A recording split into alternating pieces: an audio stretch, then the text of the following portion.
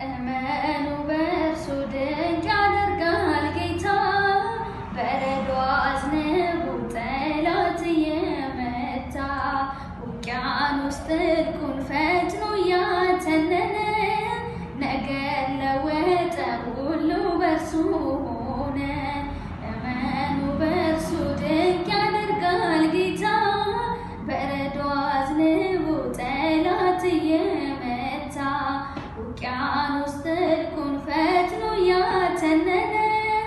ነገር ለወጠ ሁሉ በእርሱ ሆነ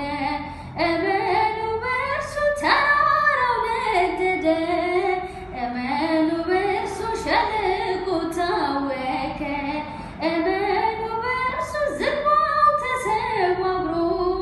እመኑ በእርሱ አለቱ ደቀቀ